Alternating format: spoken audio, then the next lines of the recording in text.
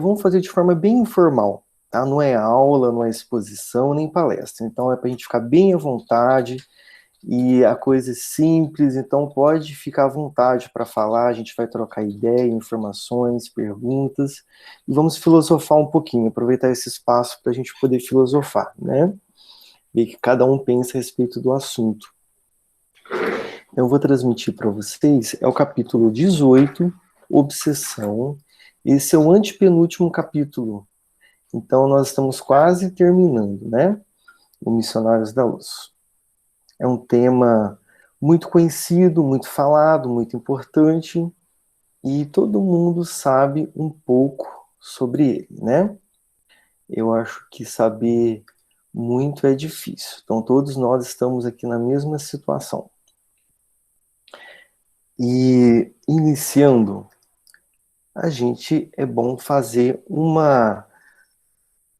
conceito do que é obsessão, né? Da Sueli Caldas Schubert, nos deixou recentemente, voltou para o plano espiritual, uma pessoa com muito conhecimento. Então, no livro dela, também bem famoso, Obsessão e Desobsessão, ela trouxe a seguinte definição: configura-se obsessão toda vez que alguém encarnado ou desencarnado exercer sobre outrem constrição mental negativa, por motivo qualquer, através de simples sugestão ou uma indução ou até uma coação, com objetivo de domínio. Processo esse que se repete continuamente na Terra ou no plano espiritual. Então, nós temos uma ideia da maior parte das obsessões que vem do desencarnado para o encarnado, mas a gente viu aqui que ele é também do encarnado para o desencarnado, tem de encarnado para encarnado, ou de espírito para espírito, e até a auto-obsessão, a gente que acaba se tumultuando nas nossas próprias dores e dramas e acaba se fazendo um mal mesmo, né? Não precisa de ninguém para atrapalhar a gente, às vezes a gente mesmo se atrapalha, né? A gente tem essa propriedade. E uma coisa interessante é que para acontecer a obsessão, tem que ter um gancho, tem que ter uma facilidade ali no obsediado. Nós temos doenças psíquicas, nós temos traumas, problemas sentimentais, problemas emocionais. Aqui é praticamente impossível existir alguém totalmente saudável nas emoções, né? Nós temos sentimentos negativos diversos. E dentre esses sentimentos negativos, a gente acaba abrindo uma brecha. A gente forma como se fosse um núcleo em nossa mente, vamos colocar assim, no nosso campo mental ou no nosso cérebro, núcleos desarmonizados que propicia o encaixe ali do obsessor, para ele poder atuar naquele núcleo, para ele interferir naquele núcleo. É como se nós tivéssemos gancho e o obsessor também vai promover um gancho e ele vai se enganchar em nós. Ou seja, precisa de um gancho em nós para ele poder atuar, né? Aí podem me interrompendo. E a questão aqui é, é sempre uma atuação negativa, igual está aqui no conceito, né? É importante a gente não perder esse sentido, que é sempre negativo. Nós temos aqui um outro texto do André Luiz, um Mecanismos da Mediunidade, que ele diz o seguinte: muitas vezes, em nossos estados de tensão deliberada, inclinamos-nos para forças violentas que se nos insinuam no halo psíquico, aí criando fermentações infelizes que resultam em atitudes de cólera arrasadora. São aquelas situações do nosso dia a dia que a gente passa momentos de raiva, irritação, mau humor, que vem sentimentos assim do nosso inconsciente, que às vezes a gente nem sabe explicar, ou situações pequenas que aconteceu na nossa vida que desencadeia essas mudanças de humor. Esses, vamos fazer uma analogia com núcleos de fragilidades nossos que vai se formando, né? Ele continua aí. criando fermentações infelizes que resultam em atitudes de cólera arrasadora, pelas quais, desprevenidamente, nos transformamos na vida em médios de ações delituosas, arrastados nos fenômenos de associação dos agentes mento-eletromagnéticos da mesma natureza. Aqui entra a questão da necessidade de sermos médiuns. Todos nós somos médiuns. E essa atuação através da nossa mediunidade. É aí que a porta de acesso, digamos, aos nossos núcleos. Como que eles conseguem atuar ali? Através da nossa própria mediunidade. E é um exercício patológico da mediunidade. É uma situação doentia da mediunidade. Porque nós, quando estamos fazendo os trabalhos mediúnicos, nas nossas câmeras espirituais de desobsessão, aí é um exercício saudável da mediunidade. A partir do momento que nós somos bem intuídos, bem direcionados, comunicamos com espíritos bons, é o exercício saudável da mediunidade, né?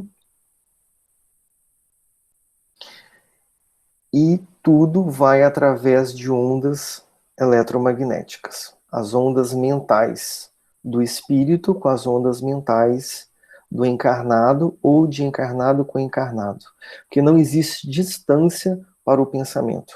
Não existe distância para essas ondas eletromagnéticas.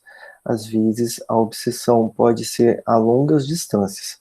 Não necessariamente vai acontecer só presencial, corpo presente. Né? Então, é onde que às vezes o encarnado consegue alcançar o desencarnado. Mas essas duplas, elas têm que estar sintonizadas. Né? Como a gente falou, tem que existir o gancho de um para o gancho do outro. Né? É onde que a gente fala a famosa frase, abriu brechas. E como não abrir, né? Se a nossa vida, a gente está ali sujeito a intempéries que às vezes nos desequilibram. É difícil a gente ficar equilibrado uma vida toda, uma existência toda, né? E a Sueli Caldas diz o seguinte: todo trabalho de desobsessão é um trabalho de autodesobsessão. Porque a partir do momento que existe o afastamento do mento eletromagnético, da emissão mental de um e alcance da missão mental do outro, eles se encontram. Então, quando afasta o obsessor, às vezes de forma até assim forçada, às vezes temporariamente forçada, o obsediado, ele vai continuar com aquelas emanações, ele vai continuar com aqueles núcleos psíquicos doentios, desorganizados, não totalmente, mas ali ele tem uma característica de ser avarento, ciumento, invejoso, núcleos assim diversos, né? Então, aí por isso que a autodesobsessão é o sentido de educar e equilibrar esses núcleos, deixar eles saudáveis. Aí o obsessor não vai ter habilidade, nem possibilidades, nem facilidades de alcançar o obsediado.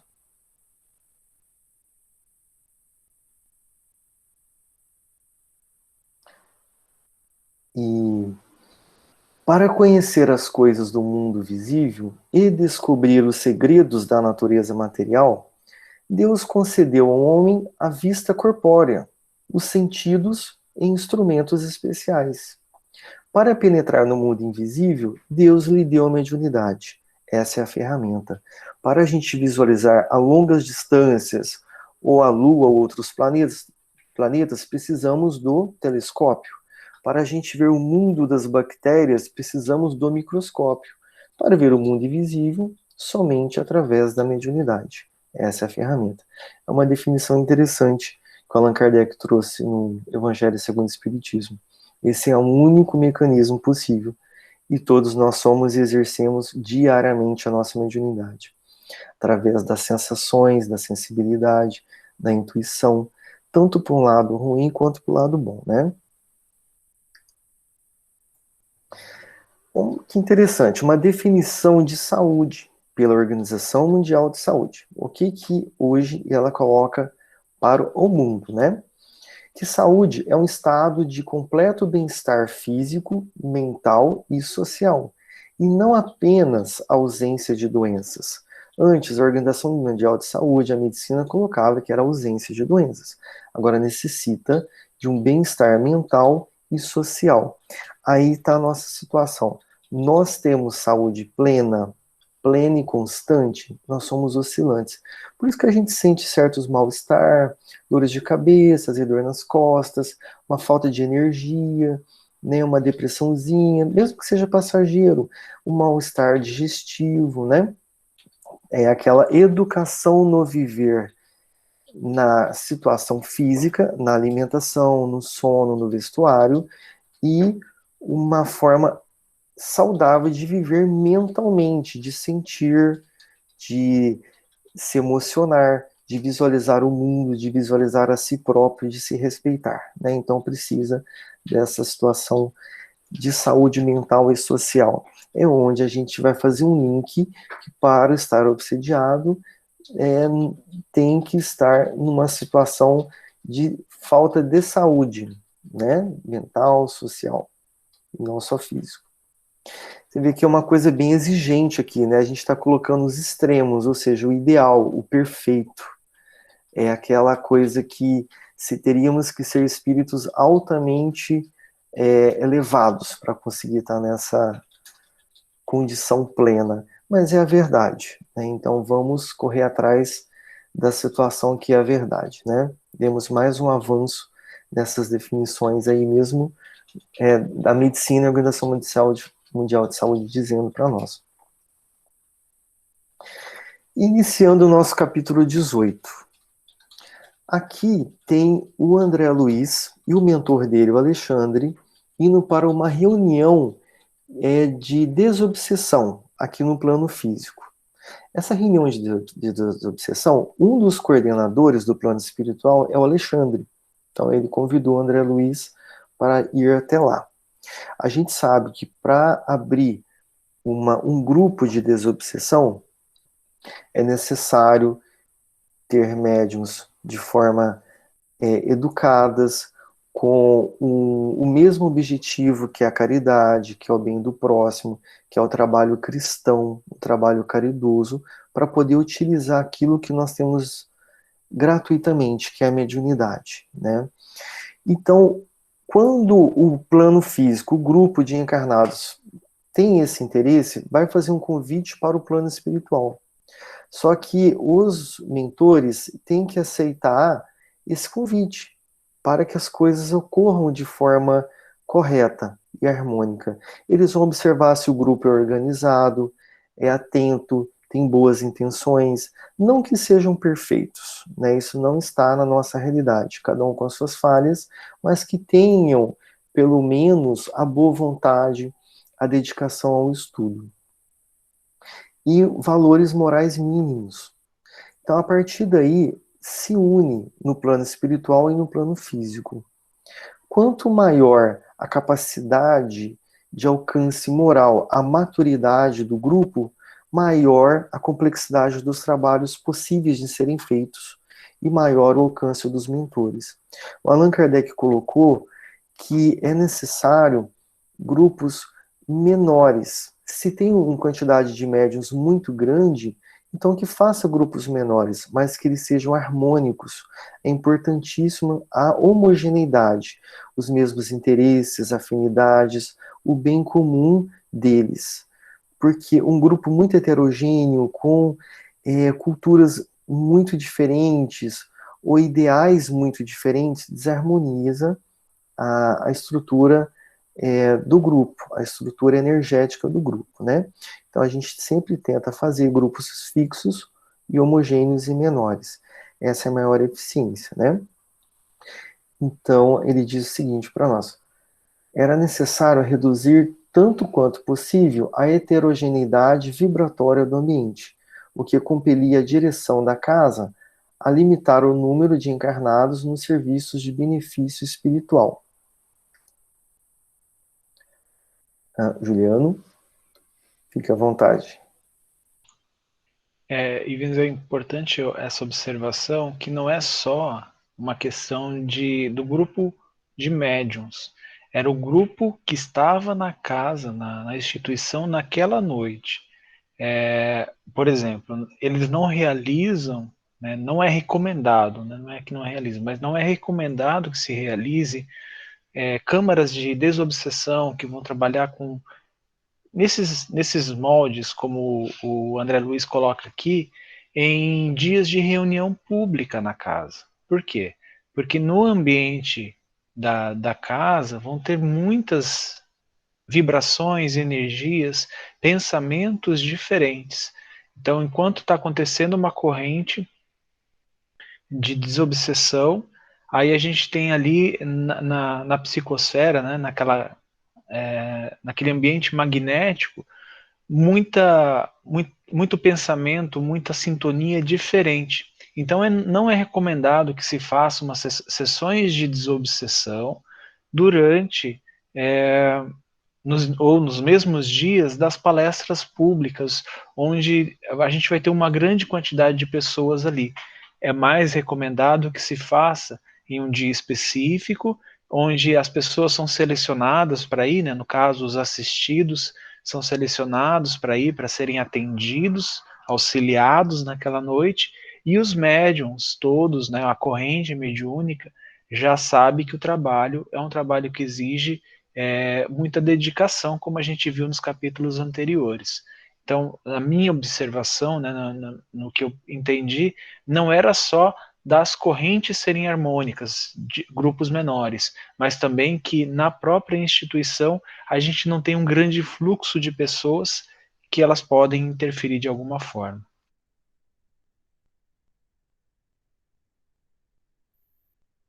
Muito bem, Juliano. Um ambiente adequado à atividade mediúnica, né? Maravilha. E nós teremos aqui bastante ensinamentos do Alexandre para o André Luiz. Então vamos ter muitas explicações. Não é muita história, é mais conteúdo doutrinário, né? Então, todo obsidiado é um médium na acepção legítima do termo? Foi a pergunta do André Luiz. O Alexandre, o instrutor, sorriu e considerou. Médiuns, meu amigo, inclusive nós outros, os desencarnados, todos os somos, em vista de sermos intermediários do bem que procede de mais alto, quando nos elevamos ou portadores do mal, colhidos nas zonas inferiores, quando caímos em desequilíbrio. O obsediado, porém, acima de médium de energias perturbadas, é quase sempre um enfermo, representando uma legião de doentes invisíveis ao olhar humano. Por isso mesmo, constitui em todas as circunstâncias um caso especial, exigindo muita atenção, prudência e carinho.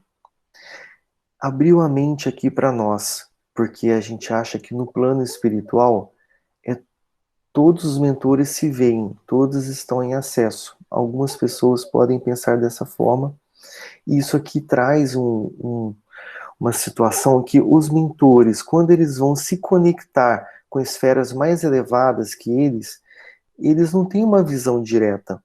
Eles têm uma ligação mental, como se fosse a mediunidade, e as mensagens são transmitidas.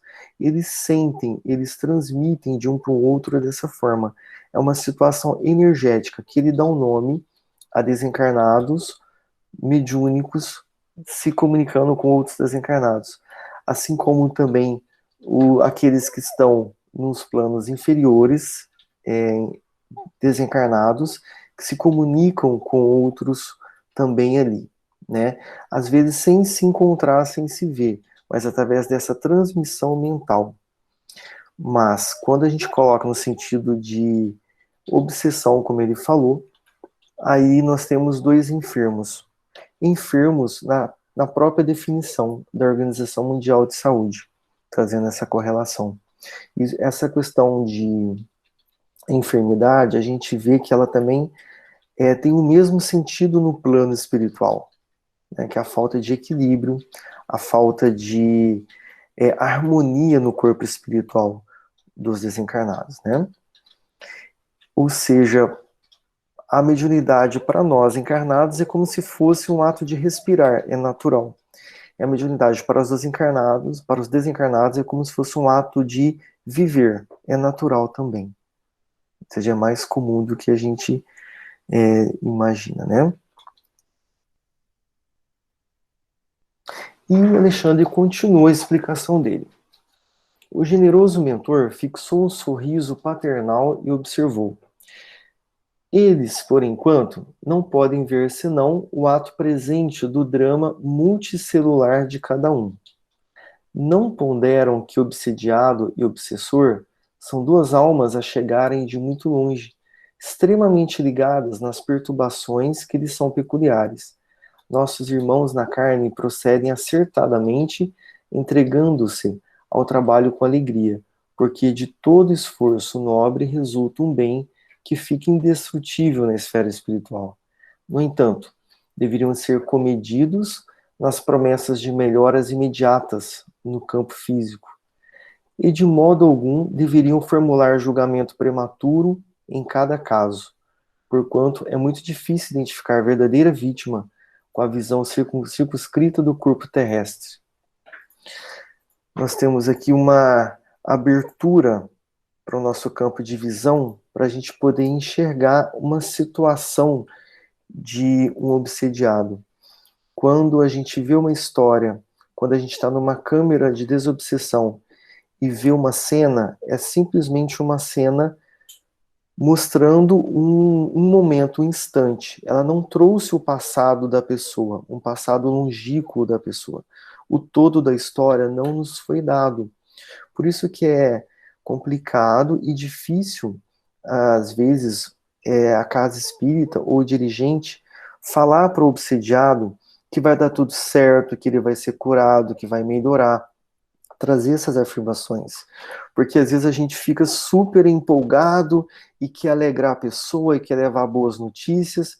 Não, fica tranquilo, vai resolver seus problemas agora, né? Então, depende muito da seriedade da ligação de um e de outro, né? Porque a questão também da gente julgar um ou outro, nós podemos, ou certamente estaremos errando no nosso julgamento.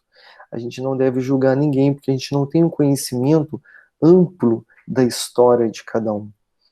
E quem realmente, às vezes, a gente acha que está sendo ali injustiçado, às vezes, não. Às vezes ali é só uma troca de farpas que os dois têm ali de conexão de problemas do passado. Porque o obsediado às vezes foi um algoz e vice-versa. Às vezes vai uma sequência, uma cadeia ali longínqua de cada hora num processo de vingança. Né? Pode ter essas alternâncias. As histórias são inúmeras. Somos muitos encarnados, mais de 8 bilhões. Então não temos uma mesma régua para medir tudo nisso daí. Então é sempre olhar com olhar de não julgamento e de não tentar adivinhar o desfecho das coisas, porque eles têm um livre-arbítrio. Tanto um quanto o outro têm um livre-arbítrio. Oi, Berenice. Eu posso te fazer uma pergunta? Essa obsessão, ela dura gerações para gerações? Assim, não sei, de gerações, por exemplo, de filho, pai, avós, tataravós, porque eu tenho na minha família vários casos de esquizofrenia, e agora, recentemente, tem a minha meio-irmã e a filha. As duas são. Então, por isso que eu estou perguntando. Casos de esquizofrenia, não podemos falar que absolutamente tem uma obsessão. Fica difícil falar com certeza isso. Tem que ser feita uma investigação. Uma das grandes causas de esquizofrenia é a obsessão, mas não é absoluto, né? E o tempo de desfecho da união desses dois vai depender do tempo de resolução emocional deles, do perdão, do achar que não vale mais a pena aquele processo e se desvencilhar de fato. Tem que fazer o amadurecimento do obsediado através da harmonização, da mudança de conduta, mudança de pensamento, porque o próprio obsediado, de acordo com as características de vida dele, ele mesmo pode doutrinar o obsessor indiretamente nas boas leituras que ele faz, nas boas condutas da vida dele. Então ele vai dando o exemplo e vai mostrando para o obsessor que as coisas podem ser muito melhores sem o ciclo do ódio, sem os entraves de um vingador. Então ele vai se emocionar, ser tocado pela mudança de vida do obsediado e ele também acaba abandonando. Então as histórias são múltiplas. Ou o próprio obsessor se cansa daquilo, se cansa daquela angústia, daquele sofrimento, daquele sentimento, porque aquilo é depressivo para ele. Ele vai conseguir ele perceber que ele está sendo um atraso de vida, tendo aquela situação na vida dele. Então ele se afasta do obsediado, né? O Eka, você complementa pra gente. Então, é assim, respondendo aí também a Berenice, eu acho que eu entendi que você perguntou, Berenice, se uma obsessão, ela passa, por exemplo, a minha avó era obsediada, daí a minha mãe se tornou obsediada por causa daqueles espíritos que acompanhavam a minha avó, e aí depois eu me tornei obsediada pelos mesmos espíritos, é isso que você está perguntando? Isso, exatamente isso, Acácio. Então, Berenice, não, isso não acontece, tá? A não ser que todas as pessoas estejam envolvidas naquela história, naquela situação, que já é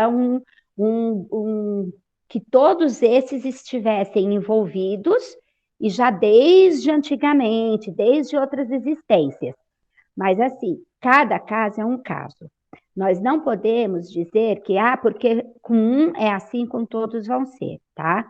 Então, não é porque um tem que o outro vai ter os mesmos obsessores, isso não. O que nos faz não nos tornarmos vítimas, digamos assim, tá? Entre aspas, porque não existe vítima, é a nossa conduta.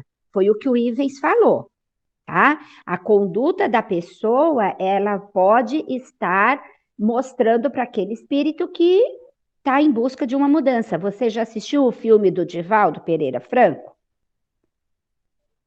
Não. Então, se você assistir o filme, você vai entender um pouco melhor. O Divaldo tinha um inimigo do passado, um espírito inimigo do passado dele, que acompanhava ele desde ele criança. E o amor mudou a história, tá? Então, somente o amor, Berenice, é que nos liberta. O ódio, a vingança, o ressentimento sempre nos prendem e nos deixa amarrados àquela outra pessoa. O amor é que nos liberta. Então, assim, Emmanuel diz muito isso. O amor nos liberta, tá? Então, não existe isso. De um passar para o outro, não tem, tá? A não ser que todos estivessem envolvidos na mesma situação, tá bom? Desculpa, Ivens, é que eu achei que ela estava querendo dizer, estava perguntando isso, por isso que eu pedi para falar, tá bom? Obrigada. Nada. Perfeito, Acácia. Que é gostoso, assim, um bate-papo, assim, que é bom. Mas essa situação mesmo, como a gente às vezes vê na casa espírita, vamos trazer um exemplo também, para poder ilustrar.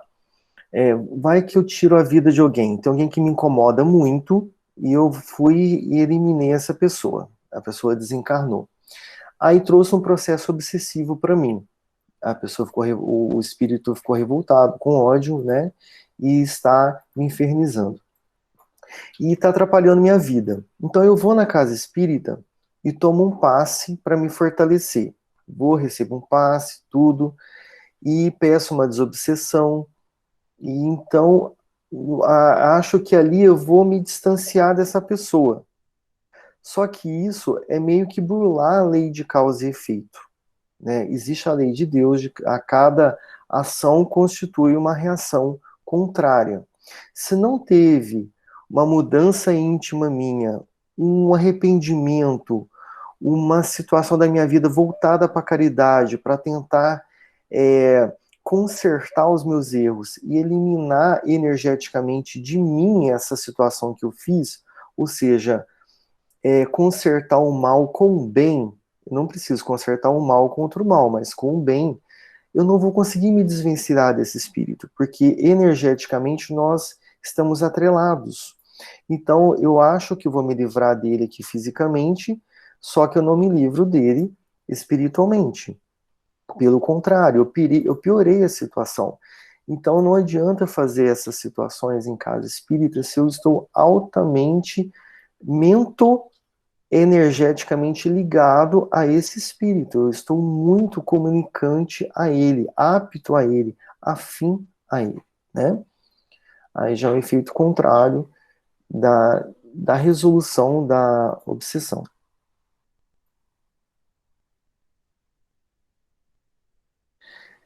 E o Alexandre continuou aqui com mais um ensinamento, para o André Luiz e para nós. Depois de pequena pausa, continuou. Também observei o exagerado... não, esse aqui a gente já falou, não vou repetir, senão vai ficar complicado, vai ficar cansativo.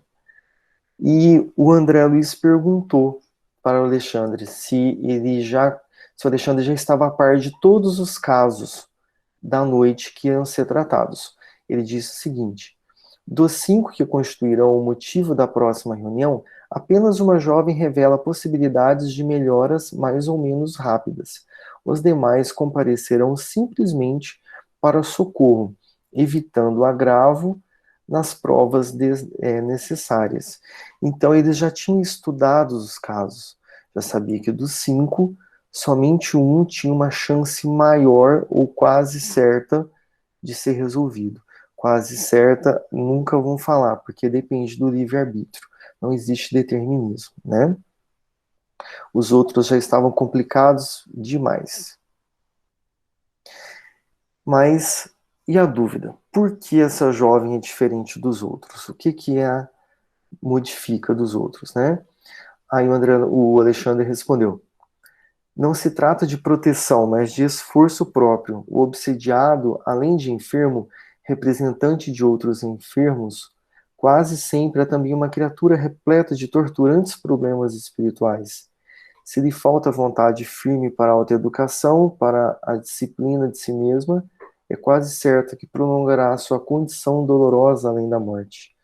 Que acontece a um homem indiferente ao governo do próprio lar? Indubitavelmente será assediado por 1001 questões no curso de cada dia e acabará vencido, convertendo-se em um joguete das circunstâncias. Imagina agora que esse homem indiferente esteja cercado de inimigos que ele mesmo criou, adversários que lhe espreitam os menores gestos, tomados de sinistros propósitos na maioria das vezes. Aqui é aquela situação que, se afastar o obsessor do obsediado numa situação que o obsediado continua com os mesmos atrativos e tivesse afastamento, ele vai estar submetido a provas e expiações. Expiações nesse sentido. Expiações quer dizer uma circunstância muito negativa que ele criou e que ele está vivendo a interferência dela. Então, tira o obsessor, que estava somando a essa expiação, e ele vai continuar com a expiação. E essa expiação, essa situação, vai continuar atraindo outras situações negativas.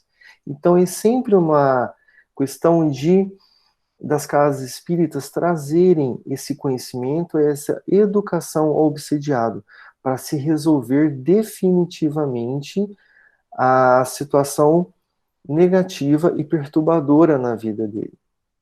Porque, como a gente falou, não tem como anular a lei de causa e efeito. né? Mesmo que afaste de forma drástica, ou que o próprio obsessor se afaste por vontade própria, por uma situação qualquer que aconteceu, que ele vai seguir outro rumo, né? Grande Acácia. É algo muito comum, inclusive, Ives, que a gente vê dentro das nossas tarefas. Muitas e muitas vezes nós socorremos os espíritos que estão ali cobrando alguma situação e o encarnado, que é o obsediado, fica bem, melhora, recebe alta e depois de um período ele volta novamente com as mesmas queixas, achando que que aqueles espíritos voltaram. Não são os mesmos, são novos, porque ele não mudou o comportamento dele. Ele continuou agindo, sentindo e vivendo da mesma forma que antes. E aí nós sabemos da lei de atração, né? Então acaba atraindo novos espíritos.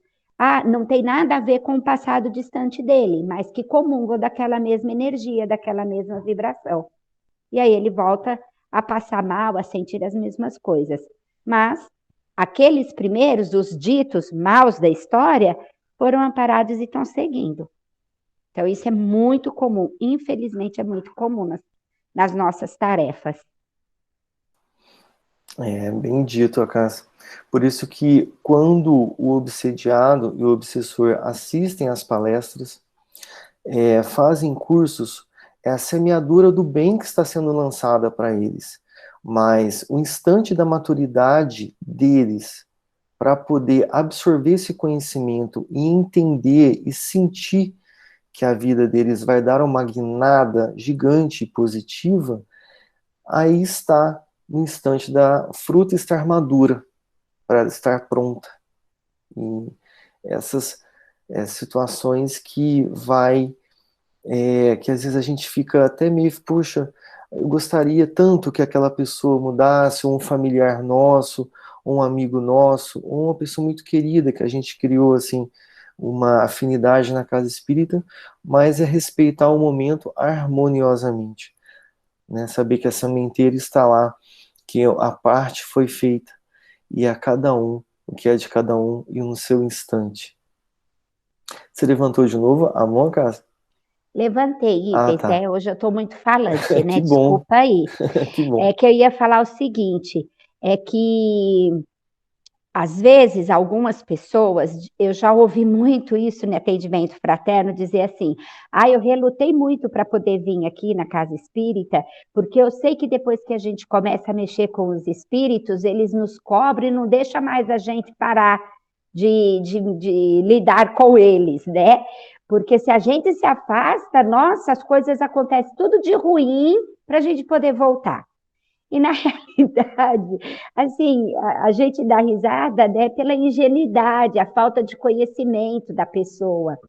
Na realidade, não são os espíritos que estão cobrando ou fazendo eles se darem mal de novo para poder eles voltarem para a doutrina. É aquilo que a gente estava comentando antes, né? É o comportamento dele que acaba atraindo as mesmas situações novamente. Então, a gente escuta muito, tem muitas pessoas que pensam dessa forma. Era só isso, por enquanto. Muito bom, muito obrigado.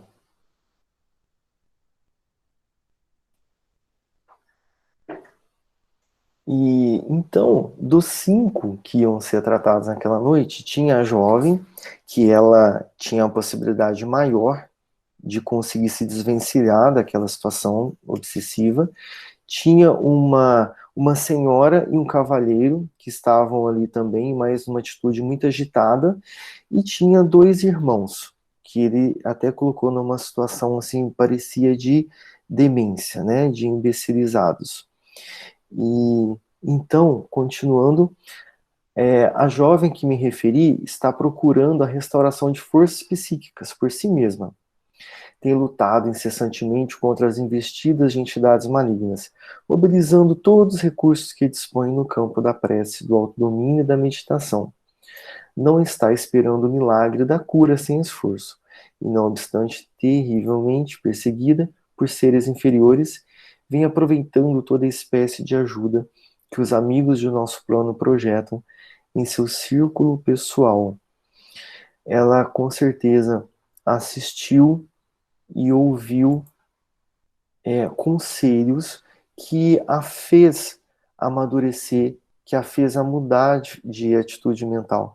Então ela começou a se conectar também com, possivelmente, né, com o mentor dela, com os mentores, e foi desequilibrando a balança para o lado dos mentores, né, e ficando a balança mais ruim para o lado dos obsessores. Então ela operou, entre aspas, um milagre na vida dela, o desvencilhamento dela. Aqui a gente está colocando obsessões mais graves, ou seja, dramas terríveis que aconteceram no passado, situações muito sofríveis no passado, porque a gente sabe que existe aquela obsessão mais simples, ou de uma situação oportunista. Por exemplo, um exemplo sem julgamento nem nada, pode acontecer da pessoa estar num bar tomando uma cerveja ou fumando um cigarro, aí passando um espírito ali que gosta muito disso, vai aproveitar e tirar uma casquinha da energia da cerveja ou do cigarro. Não existe um ódio entre um e o outro, foi só uma questão oportunista e uma coisa também fácil de se desvencilhar. Então esse capítulo está se referindo só a obsessões graves, né? E aí, nesse instante, o Alexandre e o André Luiz viram entrar no salão dois espíritos que seriam intérpretes. Devido à condição deles, esses dois poderiam ser vistos pelos obsessores que estavam lá e poderia interagir com os mentores, que seriam seriam instruídos, né, por esses mentores. E a gente sabe que os obsessores não viam os outros mentores ali que estava na reunião de desobsessão, né? E um dos obsessores, evidentemente cruel, falou em tom discreto a um dos companheiros. Ao ver os intérpretes chegando, estão chegando os pregadores, oxalá, não nos venham com maiores exigências. Não sei o que desejam esses ministros, respondeu o interlocutor algo irônico. Porque, afinal de contas, conselho e água dão-se a quem pede.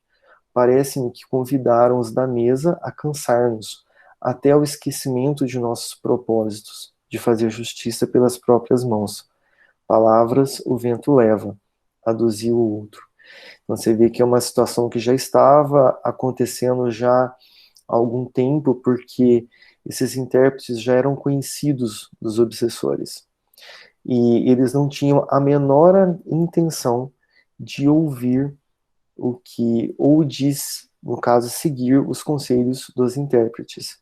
Isso a gente vai ver mais para frente, os motivos, né, deles estarem tão convictos, né?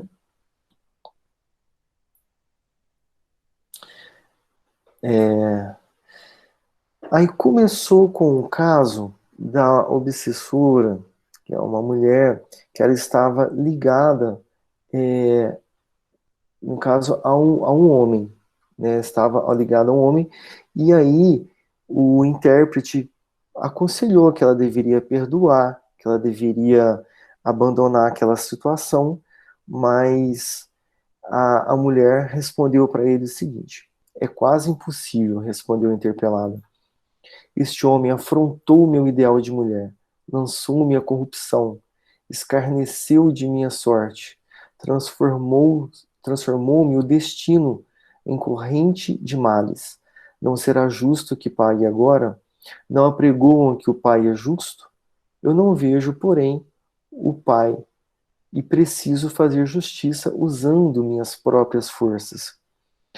Vê que a visão dela é de que Deus e Jesus é extremamente abstrato, ou não existe, ou está muito distante, ou não faz nada, ela não está com conexão nenhuma a eles. Então, o mal que ela sofreu vai ficar por isso mesmo, não vai dar em nada. Vai ser uma questão que simplesmente o rapaz vai seguir a vida e ela vai ficar a ver navios com aquele sofrimento todo. Não existe nada que vá refazer o mal que ela sofreu. Então, é melhor que ela faça. A visão dela é bem essa, né? Quando a gente tem aquela fé em Jesus, em Deus, às vezes é difícil de entender esse sentimento, essa visão. E então ela achando que após isso, após a vingança, tudo está certo. Pode-se encerrar o caso. Da parte dela, está encerrado. Aí foi onde o intérprete respondeu: todas as suas considerações, minha amiga, são aparentemente muito respeitáveis. Todavia, em todos os desastres que nos ocorram, devemos examinar serenamente a percentagem de nossa coparticipação. Apenas em situações raríssimas poderíamos exibir, de fato, o título de vítimas. Na maioria dos acontecimentos dessa natureza, porém, temos a nossa parte de culpa. Não podemos evitar que a ávida rapina cruze os ares sob nossa fronte, mas podemos impedir que faça um ninho em nossa cabeça. Quando a gente faz um mal para alguém e esse mal é retrucado, a gente lembra do mal que foi nos feito, do mal que a gente fez, a gente acha inúmeras justificativas que acobertam. A gente torce a lei a nosso favor. E a partir daí a gente passa a ser vítima e quer a justiça. E se for olhar o passado da pessoa, a maioria dos passados tem coisas bem escabrosas. Ou seja, não vem de um passado angelical e sofreu uma injustiça e aí eu quero essa justiça. Né? Então, normalmente, a situação está de passos muito mal dados e aonde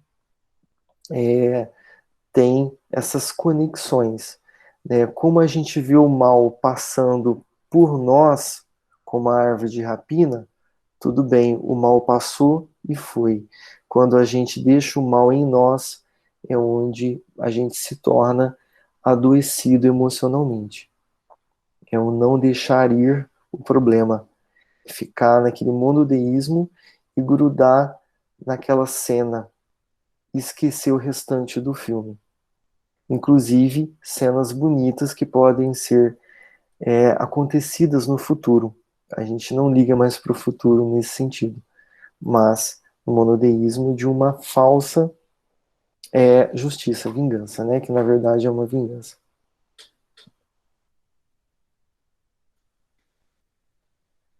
Vamos ver.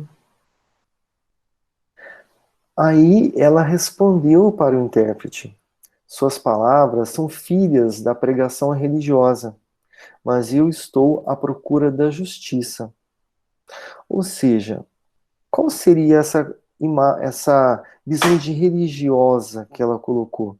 Seria uma igreja, uma mesquita, um templo, uma casa espírita que às vezes a pessoa tem e acredita que aquilo está ligado somente às pessoas ali.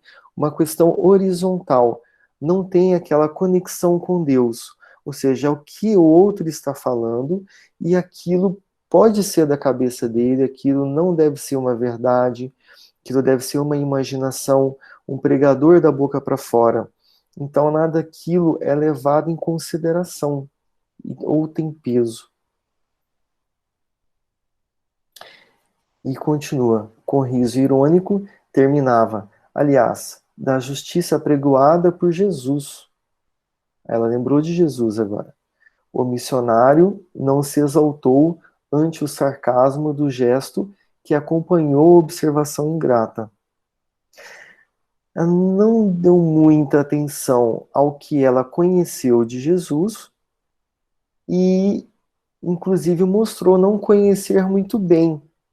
Né? O que ela conheceu não fez sentido e acabou falando uma situação de desconhecimento, ou seja, tem uma desconexão aqui com o divino e uma situação muito assim mais voltada para a crosta, para o plano material, para o plano físico, para os encarnados e desencarnados, mas da crosta, no sentido de que ela vai trazer uma desconfiança a tudo que é dito também, por uma falta de fé.